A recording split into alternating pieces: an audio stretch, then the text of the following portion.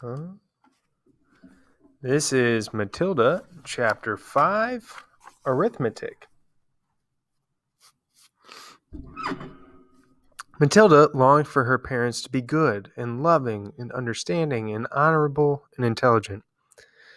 The fact that they were none of these things was something that she had to put up with. It was not easy to do so.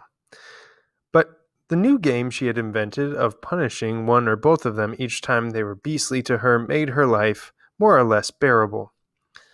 Being very small and very young, the only power Matilda had over anyone in her family was brain power. For sheer cleverness, she could run rings around them all. But the fact remains that any 5-year-old girl in any family was always obliged to do as she was told, however asinine the orders might be. Thus, she was always forced to eat her evening meals out of TV dinner trays in front of the dreaded box. She always had to stay alone on weekday afternoons, and whenever she was told to shut up, she had to shut up. Her safety valve, the thing that prevented her from going around the bend, was the fun of devising and dishing out these splendid punishments, and the lovely thing was that they seemed to work, at any rate for short periods. The father, in particular, became less cocky and unbearable for several days after receiving a dose of Matilda's magic medicine. The parrot in the chimney affair quite definitely cooled both parents down a lot for over a week. They were comparatively civil to their small daughter, but alas, this couldn't last. The next flare-up came one evening in the sitting room. Mr. Wormwood had just returned from work. Matilda and her brother were sitting quietly on the sofa, waiting for their mother to bring their TV dinners on a tray. The television had not yet been switched on. In came Mr. Wormwood in a loud check suit and a yellow tie. The appalling broad orange and green check of the jacket and trousers almost blinded the onlooker. He looked like a low-grade bookmaker dressed up for his daughter's wedding, and he was clearly very pleased with himself this evening. He sat down in an armchair and rubbed his hands together and addressed his son in a loud voice. "Well, my boy," he said, "your father's had a most successful day. He is a lot richer tonight than he was this morning. He has sold no less than 5 cars, each one at a tidy profit. Sawdust in the gearboxes, the electric drill on the speedometer cables, a splash of paint here and there, and a few clever little tricks. And the idiots were all falling over themselves to buy." He fished a bit of paper from his pocket and studied it. "Listen, boy," he said, addressing the son and ignoring Matilda. "Seeing as you'll be going into business with me one day, you've got to know how to add up the profits you make at the end of each day. Go and get yourself a pad and a pencil, and let's see how clever you are." The son obediently left the room and returned with the writing materials. "Write down these figures," Father said, reading from his bit of paper. "Car number 1 was bought by me for £278 and sold for £1,425. Got that?" The 10-year-old boy wrote the 2 separate amounts down slowly and carefully. "Car number 2, the father went on, cost me £118 and sold for £760. Got it?" "Yes, Dad," the son said. "I've got that." "Car number 3 cost £111 and sold for £999.50. "Say that again," the son said. "How much did it sell for?" £999.50, the father said. "And that, by the way, is another nifty little trick to diddle the customer. Never ask for a big round figure. Always go just below it.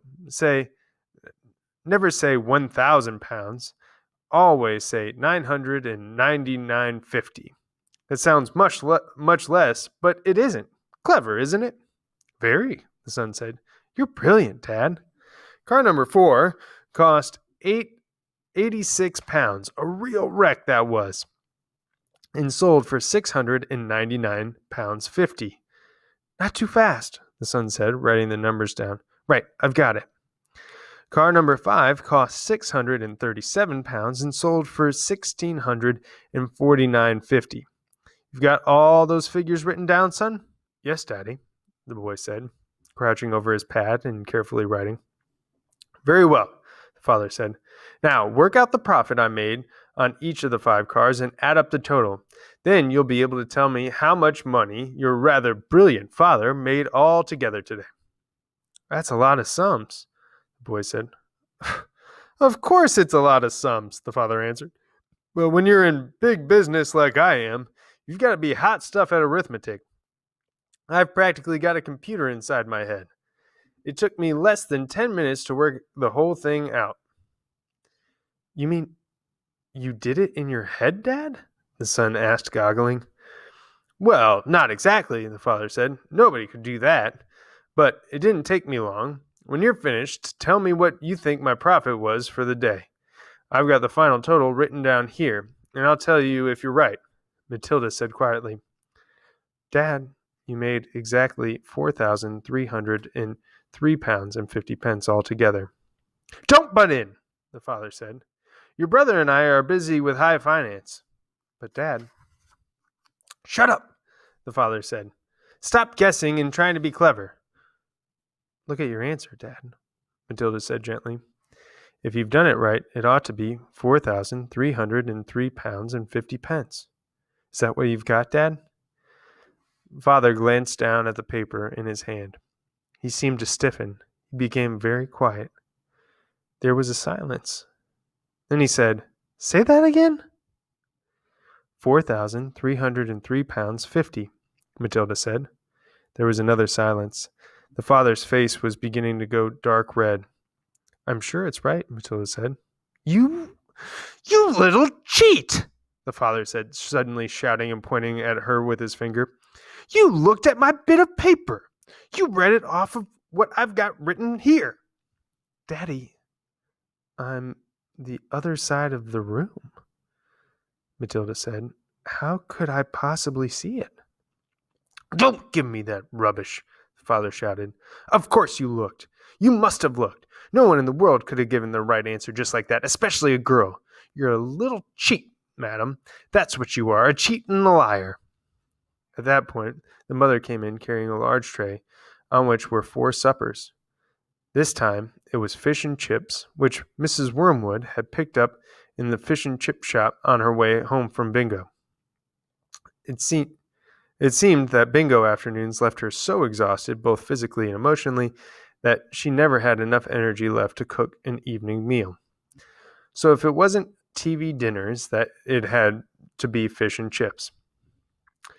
What are you looking so red in the face about, Harry? She said as she put the tray down on the coffee table.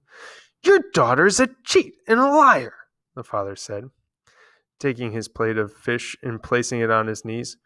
Turn the telly on and let's not have any more talk.